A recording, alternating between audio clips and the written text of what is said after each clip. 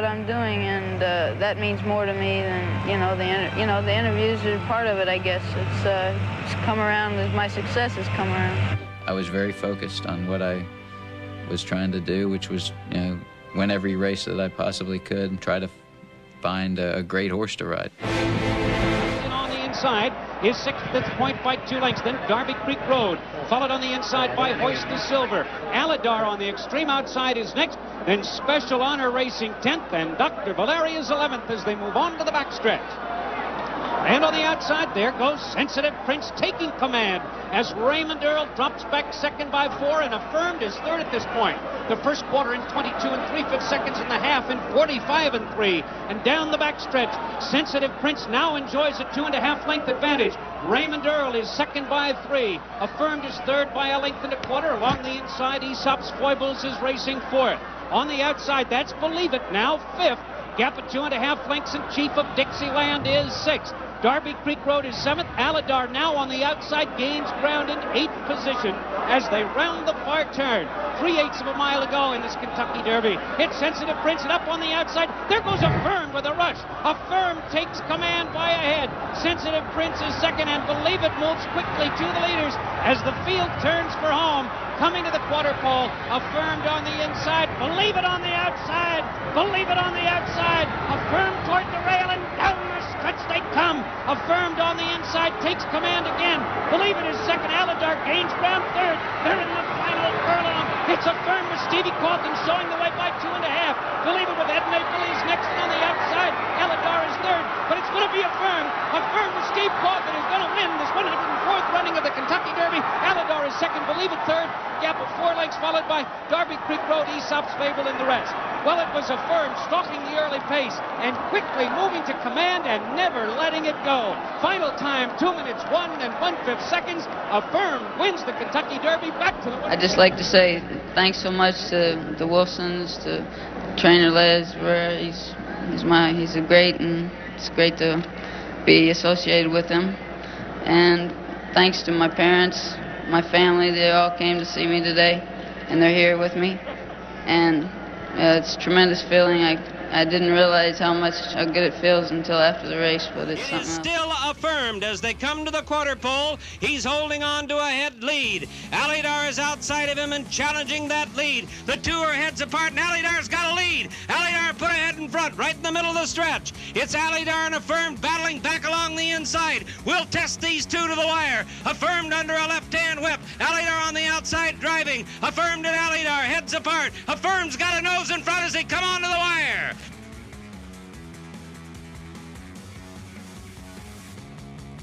Okay, now I don't know that this necessarily qualifies as a hot take.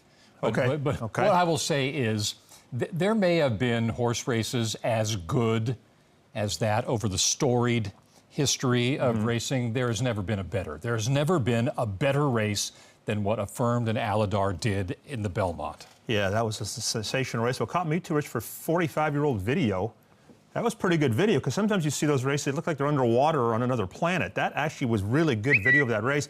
The only one that I can compare it to, and that's just for me, is Sunday Silence and Easy Go and the Preakness. Sure. Those races are different level. What you need to do, if you're wondering what all the excitement is about, you can go to YouTube or any place where you find videos and watch the entire race, because Aladar's connections were smarting from having been defeated by Affirmed in both the Kentucky Derby and the Preakness. They were never going to let him out of their sights in the Belmont, and those two horses were inseparable for at least a mile of that 1.5 mile race. One of the all-time classic races. We don't see many rivalries like that anymore. No. It's great to look back on those races, Rich. A lot of fun to watch, and I said the video was really, really good for being 45 years old, give or take.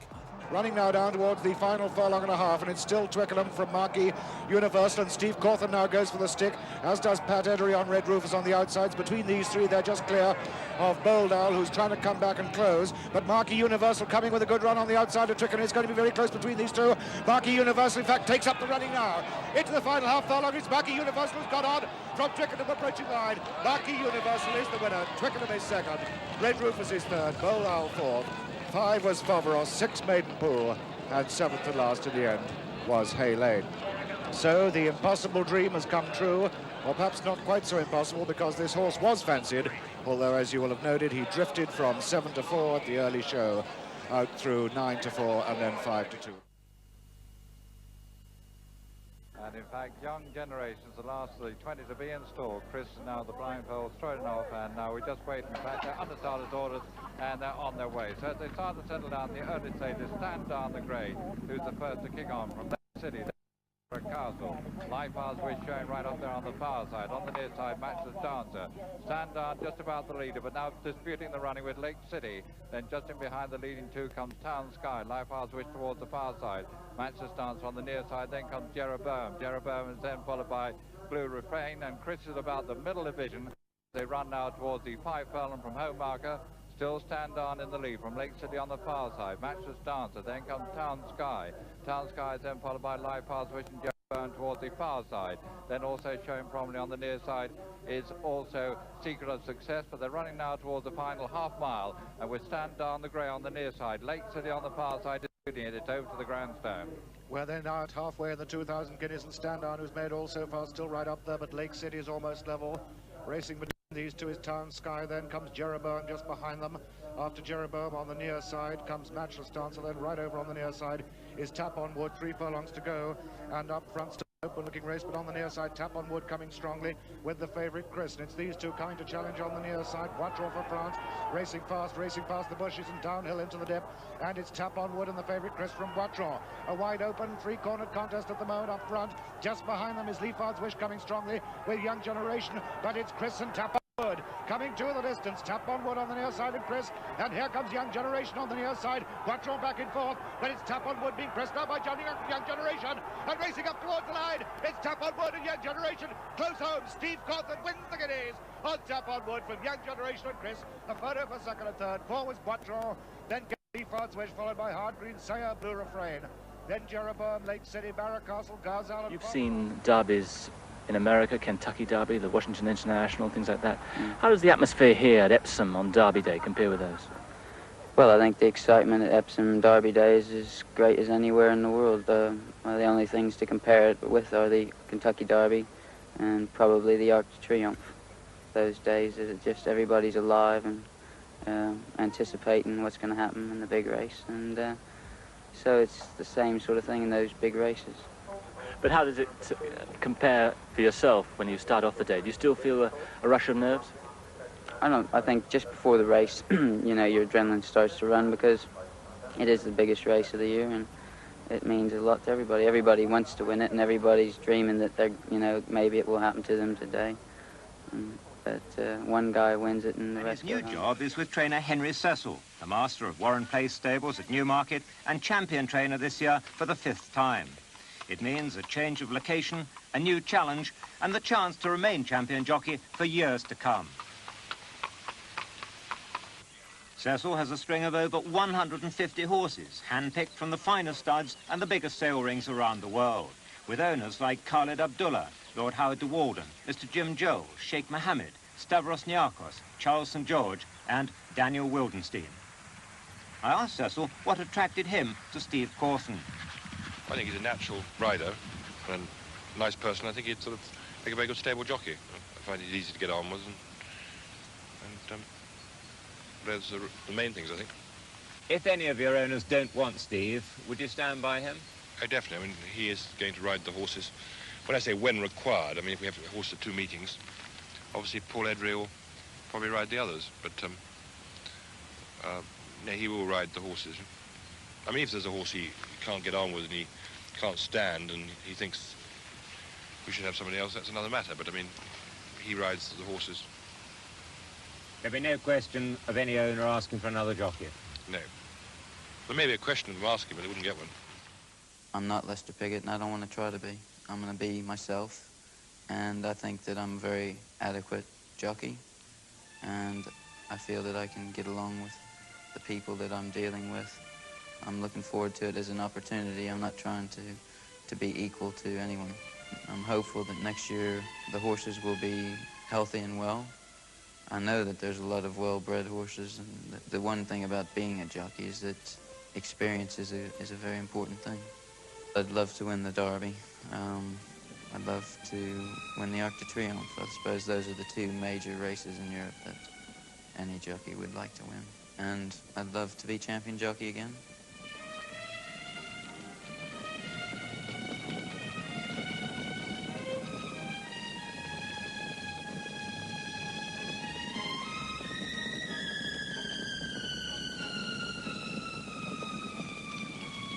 So Sharp, the last one to be installed. They're under starters' orders and they're on their way, and as they start to settle down through the early stages, Alba Hathry, one of the first to go on, but Bella Calora now takes over. So Bella Calora now the leader, being tracked then by, on the near side, Cashew Lagoon, then just in behind them, then comes Stella Grand. Stella Grand is then followed by Case in Pataga, Oh So Sharp, and towards the rear of the field races Merle and the back marker Defana. Running now towards the 6 furlong from home marker, Bella Calora, still the leader from Stella Grand. Then right up with the pace to is Cashew Lagoon, just in behind them Case and Patter. Then comes Oh So Sharp. They're running now towards the 5 marker, Bella Calora, the Scottish colours on the far side. And on well on turns that one, Stella Grand. Then on the near side, Cashew Lagoon. Just in behind them comes Case in Pataga. And with that order, back to Graham. New tactics for Bella Calora, the leader, from Alba Hathry with a noseband. Case in Pataga just in behind them. Stella Grand in the blue jacket. Ella Lang behind that one. Then comes Glory of Hero and the favourite Oh So Sharp with the jockey with the white sleeves makes ground, but so too does Triptych in the pale blue jacket. Behind these comes Villikaya. They've got just 2.5 furlongs left to race in the General Accident 1000 guineas, and a wide open race too, with Triptych coming down on the very wide outside of Oh So Sharp, with up on the inside Alba Hathry going for home. So too Bella Calora, more in the tank yet. They've got 4.5 furlongs to go, and Bella Calora regains the lead next to the rails from Alba Hathry in second place. Oh So Sharp is third. Villikaya is flying at the finish with a white face on the very wide outside, but inside the final furlong, Alba Hathry and Bella Calora. Very little to choose between the two. Lester Pickett and Tony Murray. Bella Calora and Alba Hathry. It's a ding-dong battle up towards the line. A photo finish, Alba Hathry and Bella Calora, then Oh So Sharp and Villikaya. And then came behind these charge along. In fact, the back marker last of all was Cashew Lagoon. And so the outcome of this, the General Accident 1000 guineas, a Group 1 race. It's gone to a photo between Lester Piggott on Bella Calora, number 4, owned by Helena Springfield Limited, trained here at Newmarket by Michael Stout, and ridden by Lester Piggott. It's very, very close indeed, and there is the freeze frame, and I'm not so sure that Oh So Sharp isn't up there too. What a tremendous blitzing finish she's run. And here is Steve Cauthen. Congratulations, Steve, but you left it a fraction late. Well, you know, well-timed run. But Steve, a lot of pressure because she was a very heavily fancied horse and all the rest of it. And the race, when it went off, seemed to go a fair gallop from here. What did it feel like to you? Yeah, I think Lester jumped off thinking that if he made it a good gallop, that he might run us all into the ground, because his filly does stay. I think she probably, you know, wants further, but my filly does as well. And I think the fast ground even made it more evident that she does need further, you know, because I was never really ever going, you know, as well as I know she can do. And I was always just having to niggle at her. But when I really, you know, set her alight, she kept running on. And it looked like those other two fillies ran on really well up the hill. We're looking at it now. If we come across, Steve, because Lester went and was clear of you, and it didn't look to us as if you were going to get there. What did it feel like? Well, he was always clear of me. He'd been leading me the whole way. You can't see now. Here we are. And Yeah. you're having to work. See, he's coming back. Is he going to come back quick enough? Well, really, Tony and Lester, I mean, I've got to beat them both. They're head and head, neck and neck. I'm still got a length and a half to make up here. And she's running on, but it just seemed like I wasn't. And then just that last bit up the hill, she really started stretching, and I wasn't, you know, I thought I'd just maybe got there, but it was flat out. Steve, the champion's in form, the filly's in form. How much further will she stay? Well, she definitely stay a mile and a quarter, and she might stay a mile and a half. I don't really know, but to me right now, she at least wants a mile and a quarter. We asked Sheikh Mohammed how he felt. How good does it feel for Steve Cauthen? It's great. I'm pleased to win for Henry, for myself, for Sheikh Mohammed, and everyone involved. Top of the cloud. Thanks for talking to us. Thank you. Steve Cauthen, now the starting prices. First, number 13, Oh So Sharp, the 2-to-1 favourite. Second, number 1, Alba Hathry, 11-to-1.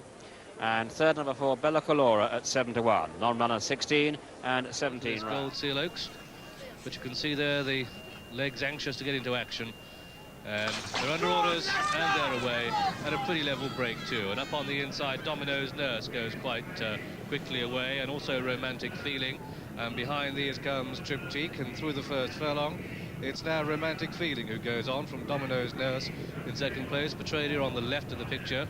Then just in behind these comes Perfect Match. Oh So Sharp, the favourite, in good position. So too Lester Piggott on Dance Machine. The back marker at this stage is Kalorge and Willie Carson. And also towards the rear is Mohammed second string Kiliniski. So at the end of the first 2 furlongs, and it's Romantic Feeling from Petralia, then Perfect Match and Dance Machine and Oh So Sharp and Bella Calora, and then comes Domino's Nurse, and behind these Triptyque and Morning Devotion.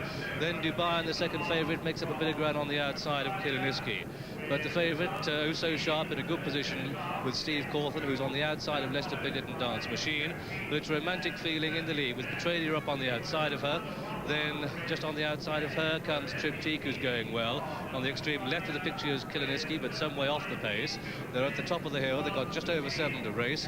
And it's Romantic Feeling from Petralia, then Perfect Match and Triptyque, and followed by Dance Machine and Oh So Sharp, the favourite, going well. Bella Calora going well. But the jockeys are taking things very steady as they begin the descent. They're at the halfway stage in the Gold Seal Oaks. Next to the rails, Romantic Feeling, Petralia, Triptyque going as well as any in third place, but Oh So Sharp, Steve Cauthen just nibbling along back and forth. And behind these, Dubai, who's made good ground up on the outside. And then comes next to the rails, Dance Machine, and they've got just over 4.5 to race. They begin the descent to Tattenham Corner. Romantic Feeling in the lead, and Petralia now going on from Triptyque in second place. So it's Petralia from in second place, Triptyque, Romantic Feeling in third, Oh So Sharp is 4, Dubai is 5. And then comes a Perfect Match, and behind these, Morning Devotion, Kiliniski running wide. They're round Tattenham Corner, and this time they're spreading right across the centre of the track. And with 3 to race, it's Triptyque who goes on from Oh So Sharp, the favourite, Dubai, Bella Calora coming fast too.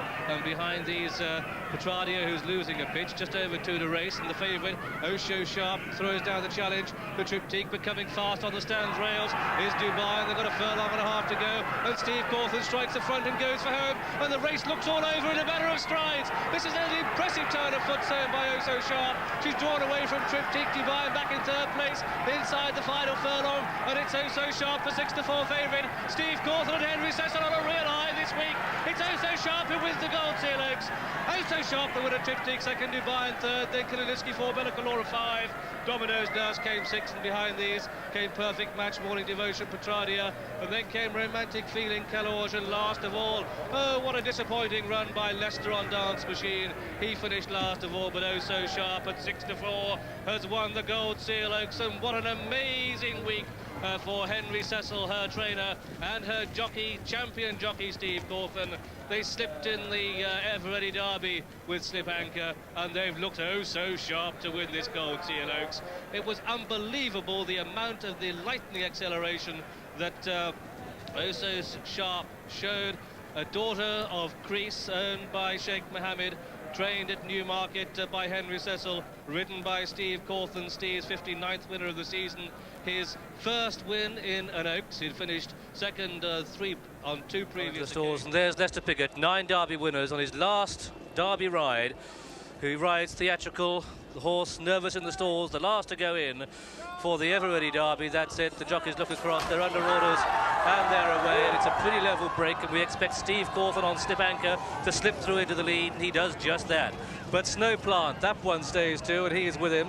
But it's Slip Anchor in the lead from Snowplant in second. Then just in behind these comes Damister up on the very wide outside, tracked by Main Reach. Lester Piggott towards the rear at this stage, and so too is Shadid. Shadid last but one as they race through the first furlong. And Steve Cauthen really making this a terrific test of both stamina and pace. He leads on the favourite, Slip Anchor, from Fardanti now second. Then behind these comes Surat third. Next to the rail, Snowplant being niggled along. Supreme Leader up on the outside. Then comes Petoskey, Shadid in a good position. Law Society and Patidary getting closer. Leicester with quite a bit to do. Now he's last, just preceded by Damister. But this is a blistering gallop as they come to the point at the top of the hill and head towards the halfway stage. It's Slip Anchor in the lead from the French raider Syrah in second. Then behind these comes Fardanti in third. Supreme Leader up on the outside. Lester Piggott with quite a bit to do on Theatrical as they come down towards the halfway stage and they begin the descent to Tattenham Corner, and as they do so, it's Slip Anchor in the lead by 4 lengths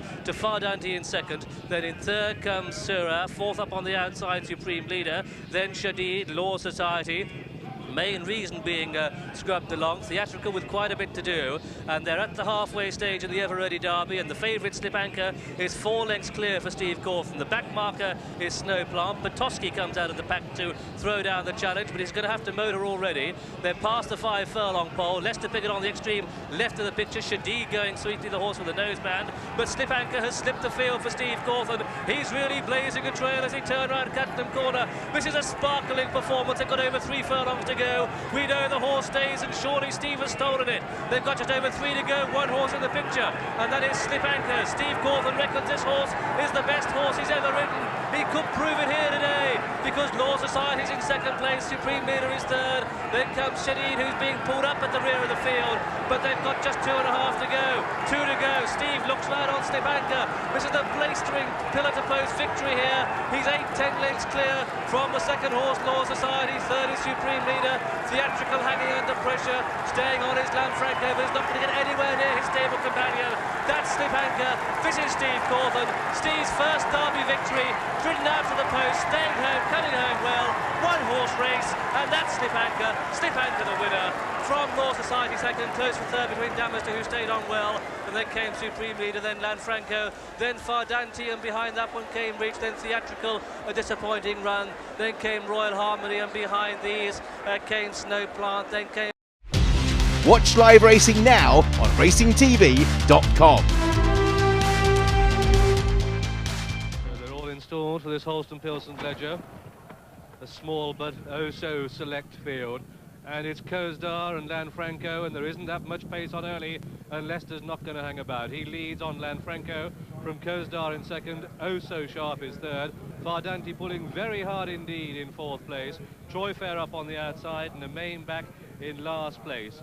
And Lester Piggott setting a sensible but by no means blitzing pace on Lanfranco. Cauthen is 2nd. Oh So Sharp 3rd. Troy Fair on the outside of Fardanti, who gave Greville Starkey 1 or 2 anxious moments through the first 100 yards, and the Irish one in the main is last. And they've completed just over 3 furlongs, and Bruff Scott, Lanfranco in the lead.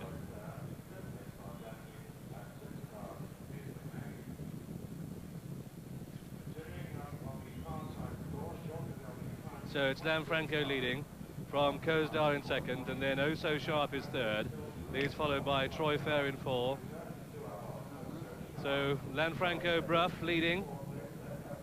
Yes, he's leading. He's going a pretty fair gallop, though whether it's quite fast enough. Are the others not being very ambitious, really? They're not going to try and get the filly beat by sacrificing themselves on the altar. So Leicester's got to make the sacrifice. He's got a clock in his head all right. It's a long, long way here at Doncaster. You've got 4.5 furlongs straight and a lot of wind in their faces. But as Steve Cauthen told me before, he's going just to sit handy, and he's going to hope, he believes she's as well as she was. He's going to hope her class is going to carry her through, and she'll be too fast for him. But Leicester attacking. Troy Fair is going to go up there too, look and try and blitz it. They've got quite a bit of pace on Graham, and it's not going to be easy for this filly. And Leicester has definitely quickened the pace through the first mile and so now, and it's Lanfranco the leader from Troy Fair up on the outside. Cauthen back in 3rd place. Oh So Sharp 4. Fardanti 5, and the main in 5th and last. And Paul Cook trying to make use of Troy Fair's stamina by attempting to get up on the outside of Lanfranco, but Lester Piggott quickened the pace, and they're now turning for home. Just over 4 to go. It's Lanfranco in the lead from, in 2nd place, Cauthen, the pale jacket of Troy Fair, and Oh So Sharp really beginning to motor now. So with 3.5 furlongs to go in the Holston-Pilsen Ledger, it's Lester Piggott who looks round to see where Steve Cauthen and Oh So Sharp is, and Henry Cecil, if either of these 2 front horses win now, he's going to become the first trainer ever to win £1 million in prize money, and it's the Battle Royal. Just over 2 furlongs to go, and the filly goes for home. The favourite strikes, commits and goes, and Steve Cauthen really has it all to play for. 1.5 to race, and it's Oh So Sharp, but look at this, Fardanti is trying to come with a run. Cauthen comes with a run, Lanfranco next to the rails. Just over 1 furlong to go, and it's the filly Oh So Sharp in the lead, trying to come back next to the rails is Lanfranco. It's Oh So Sharp from Lanfranco, but Fardanti, the joker in the pack, staying on. However, the finish letter winning coming up towards the line. Oh So Sharp wins the ledger. Oh So Sharp, Fardanti, Lanfranco in the main. These clear from Cauthen, and Troy Fair was sailed off. That is absolutely brilliant. trainer, Henry Cecil, has become the first training millionaire.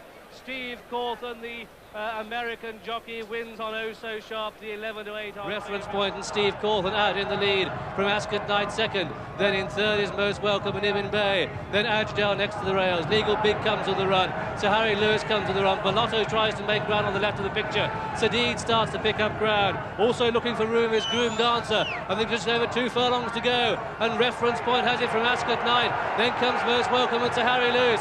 Bellotto makes good ground on the outside. Entitled coming with a run. They've got a furlong and a half to go, and the favourite has it, but only just, as Most Welcome throws down a big challenge. Reference Point of the yellow. Most Welcome with a noseband.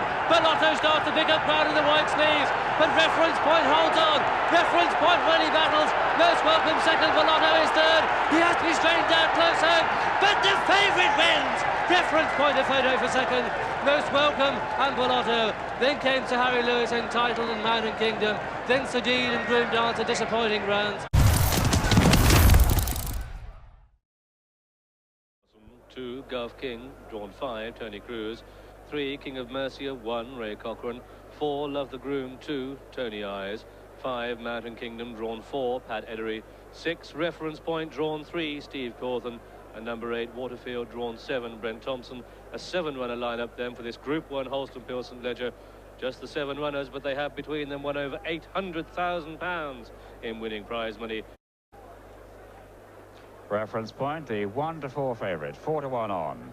Love the Groom is 8-1 from 7s, and Mountain Kingdom also on the 8-1 mark. Dry Dock is in 4 points, 16-1 from 20s, and King of Mercia 25-1. Gulf King is 66s from 50s, and if you fancy Waterfield, you could have 100-1 for your money. For this Group 1 staying event, that's it. They're lined up, they're out and running, and Gulf King just misses the beat a bit, and through the first furlong, Reference Point has already gone into a length lead, but Dry Dock is with him. King of Mercia is third, and these 3 lengths clear of Mountain Kingdom in 4, and Love the Groom and Waterfield, and Gulf King back in last place. But the odds-on favourite, Reference Point, is in the lead. Dry Dock is second, King of Mercia is third, and then behind these comes Mountain Kingdom at a distance of some 2 to 3 lengths. Then comes Waterfield on the outside of that, and Love the Groom and Gulf King the back marker, and it's Reference Point who leads. So they've completed just over 2 furlongs, and Reference Point leads from Dry Dock in second, and King of Mercia is third. Then that gap of a couple of lengths to Mountain Kingdom, Waterfield, Love the Groom and Gulf King. But it's Steve Cauthen out in front on Reference Point, leading from Dry Dock in second place. Then in third is King of Mercia, a gap of that 2 lengths still to Mountain Kingdom in 4 and Waterfield 5. And then comes Love the Groom, and the back marker is Gulf King. And they begin the sweep at the far end of the track, and it's Reference Point who's really stretching them from Dry Dock in second place. That's the guaranteed stayer. Back in third, close up third is King of Mercia and going well. A gap then of a couple of lengths to Mountain Kingdom. And so Reference Point started at 11-4 on, Love the Groom only 8-1, Mountain Kingdom at 9-1, and it's Reference Point in the lead as they head down towards the halfway stage. Reference Point leads from Dry Dock second, then back in third is King of Mercia, then Mountain Kingdom, and then comes Waterfield and Love the Groom and Gulf King. And they begin the sweep into the home stretch. It's got just over 6 furlongs to go, and Reference Point leads from Dry Dock in second. Then King of Mercia shading with that one is just a neck away in third. Then 2 lengths to Mountain Kingdom 4, Waterfield 5, Love the Groom, and Gulf King is finding the pace hot. And that pace is being set by Reference Point. If ever a horse had a date with destiny, this is it. And they're beginning a turn into home. They've got just over 5 to race. And it's Steve Cauthen on Reference Point who leads from Dry Dock in second, and Reference Point just had to swerve to avoid that bit of newspaper. But they're in line for home, just over 4 to go, and Steve Cauthen is cool. He's in command. He leads from Dry Dock, who's just being niggled along by Willie Carson. Mountain Kingdom going well, close up third as King of Mercia gives way. Waterfield on the outside starts to chase.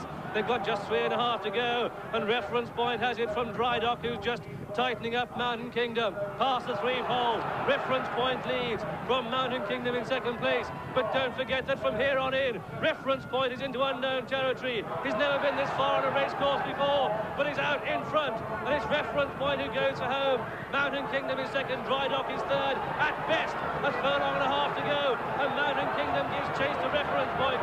Reference Point, this horse with a date with destiny, is in the lead, and it's Reference Point, but Mountain Kingdom is going to make a race of it, and Mountain Kingdom is trying to close, and Reference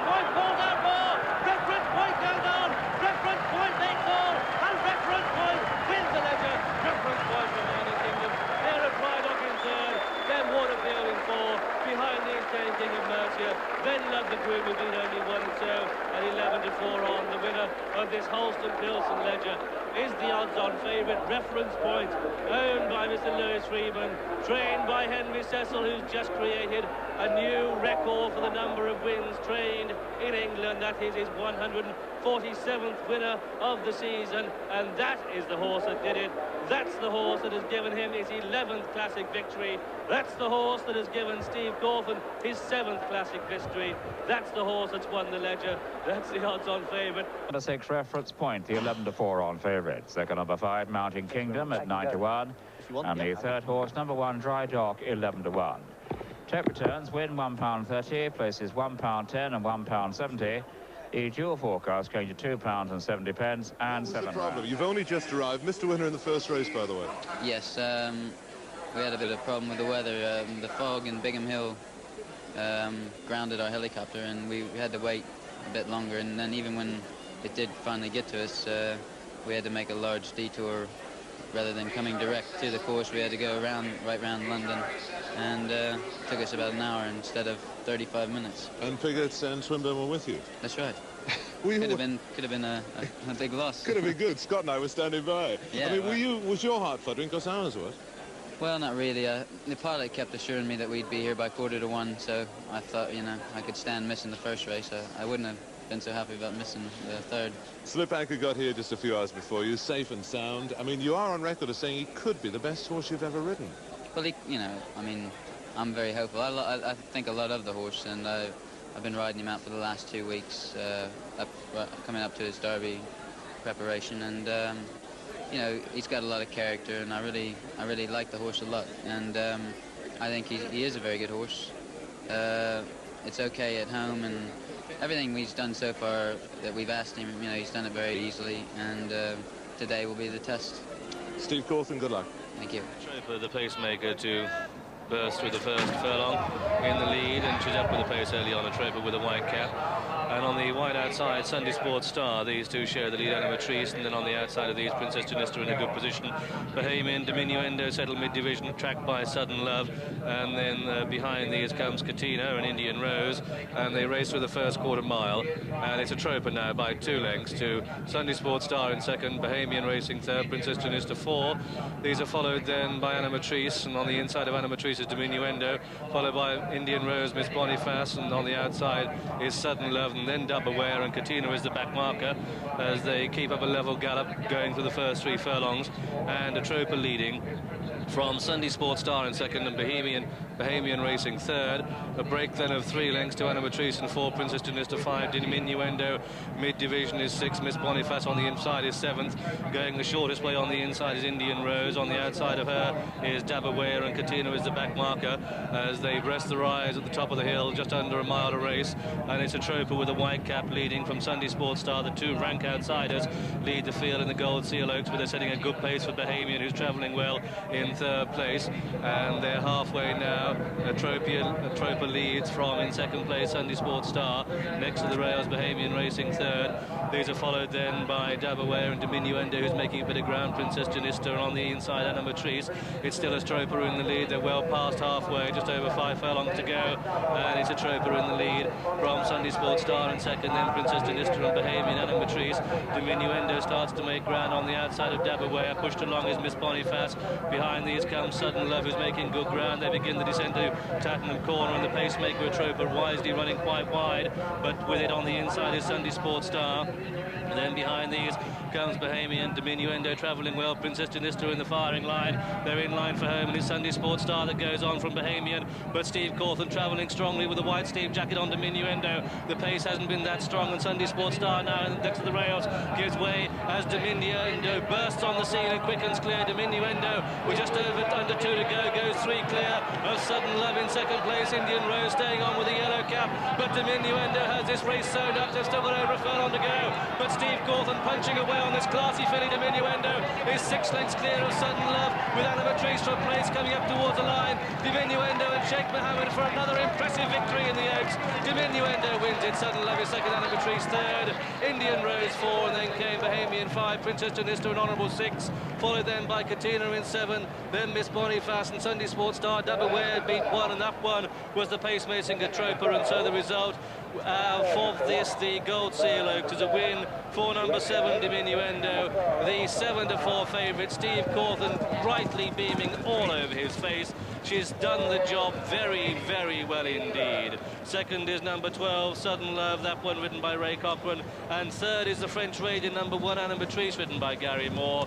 But this was a classy performance from the classy filly in the race, owned by Sheikh Mohammed, bred by Nancy S. Stillman, trained at Newmarket by Henry Cecil, and ridden by Steve Cauthen. The team that was successful in this race with Oh So Sharp back in 1985, and of course Sheikh Mohammed won the big race last year, 1987, with Unite. That one was trained by Michael Stout, whose Dabaware was the big disappointment. Seal Oaks, and it's Tesla and Snow Bride who raced through the first furlong, disputing the lead, and it's Snow Bride and now Mama Luna on the outside. Tesla settled third, followed by Rambushka in 4, and Musical Bliss, and then comes Noosh with Elisa on the inside, settling behind these Roseate Turn, and Always on a Sunday are the last two.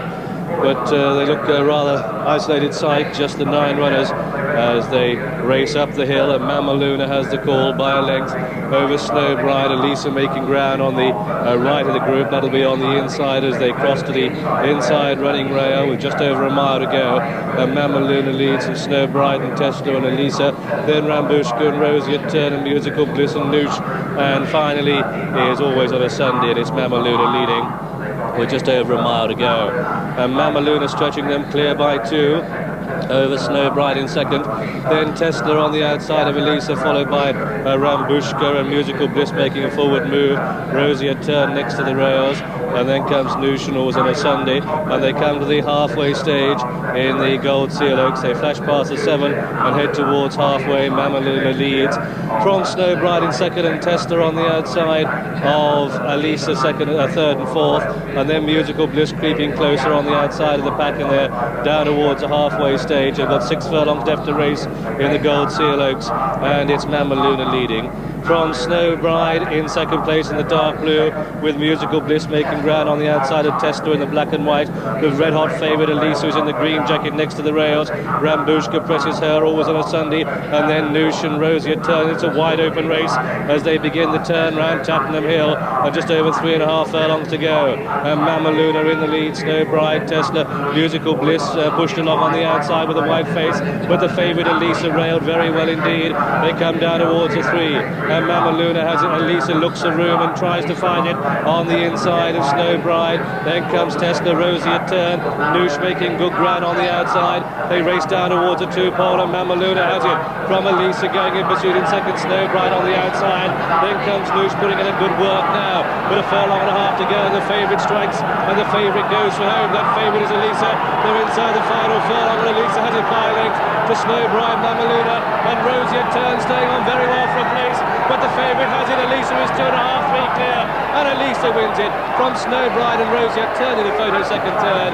Then Mama Luna, followed by Noosh, Tesla, Musical Bliss, Always on a Sunday, and the back marker last of all was Rambushka. He surfed with this lead of 2-3 lengths over Blazing Touch, and the others getting a little bit closer now. The gap back to Alphabel no more than 4 lengths. Then comes Michelozzo, Sapience and Roseate Turn, all in a line. In 4th place, behind them, Terrimon and NC Owen. Ski Surf begins to make the turn out of the back straight.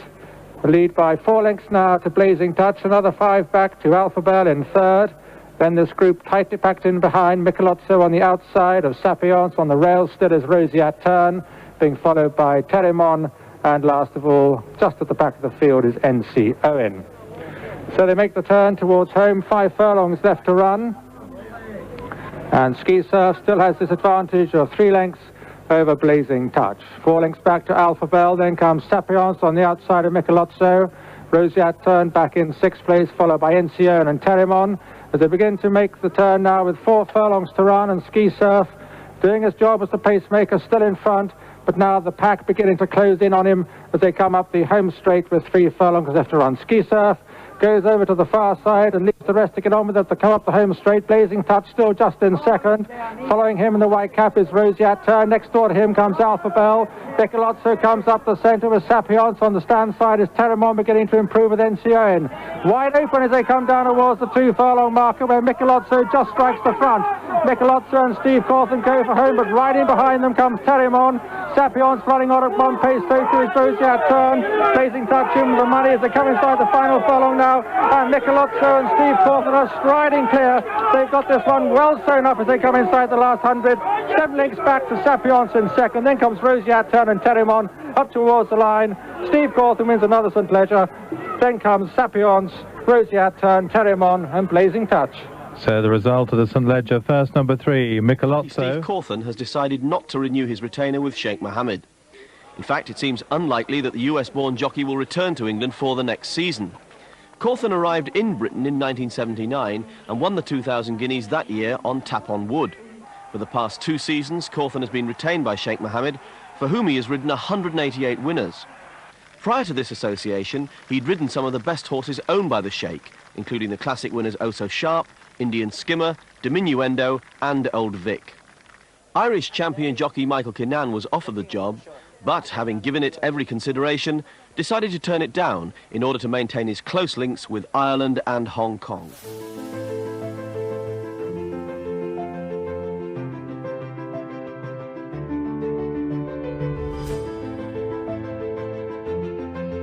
Steve is one of them guys who just go out and just made things happen. The race would flow for him. He could make things happen in a heartbeat sort of thing, you know. Brilliant to watch, brilliant to follow, but a master tactician as well. He was an amazing judge of pace, and he had beautiful hands, great balance, and he had that American style, which made him different from the others. Particularly in the mid-80s, every chance you could describe him as the best in the world. After all, who's won a Triple Crown in the UK on Oh So Sharp and a Triple Crown in America on Fern? He was a joy to watch and a ride against. You know, on an everyday meeting at Yarmouth, you know, he could jump out, set the pace, and you go, why are we letting this guy do this? And he'd just get his fractions right. And he'd always riding good horses, naturally. But the way he went about it, it was just an honour to be competing against him. Steve's first Derby victory, driven out to the post, staying home, cutting home well, 1-horse race, and that's Slip Anchor the winner from North Society. Champion Stakes obviously was run at Newmarket in those days. The wind and it was just brutal. And here was this horse that had very little chance, that was sheltered out the back, and then performed this slalom through the entire field without hardly going round a horse, and managed to win. And you know, the horse was not one of the leading fans. I think it was as big as 40-1 or something like that. And it was a beautiful ride, because every time you watch it, it's a bit like watching Red Brum's National. You can't believe, even though you know the result, you can't believe this horse is going to win, and yet it does. Flame of Tara, Sackford on the outside, Corner of Wood and Miramar Reef, and Ptolemaeo's going to have it. Ptolemaeo in the lead from Flame of Tara, with Corner of Wood finishing fast. Corner of Wood for me, a photo from Ptolemaeo, Flame of Tara, then Miramar Reef and Sackford on a Niger. Behind these came Hot Touch, the back mark. I think when he won the Triple Crown on Oh So Sharp, and he had a phenomenal run for about 3 years. He's by far the best jockey in the world, and he was unique because, you know, he'd done it on both sides of the pond, you know, in any kind of race, any grade. Inside the final furlong, and it's Oh So Sharp, the 6-4 favourite. Steve Cauthen and Henry Cecil on a real high this week. It's Oh So Sharp who wins the Gold Seal Oaks. Oh So Sharp, the winner, Tiptic, second, Dubai, and third. Brilliant jockey, master tactician, but also he was a very clean rider. He would never lean on you. He would tighten you. He would come upside you and say, I've got you shot in there. He would never lean on you. I never seen him push anyone across anyone's heels or anything like that there. Always very good rider. I've never seen him have an argument with any jockey in the waiting room after a race. That's what a good guy he was. I'm sure her potential was fully exploited, largely to the input which Steve managed, because she needed a dropping in. He loved riding, he loved the filly, you know, and he had a great rapport with her, a great understanding, and we were all the beneficiaries of it, really. For someone who'd grown up watching racing in that era, sitting on the TV watching that man execute the ride on Slip Anchor, to think that I could have walked a track with him and you know, listen to him talk on a one-to-one basis remains possibly one of the greatest experiences I'll ever have within racing.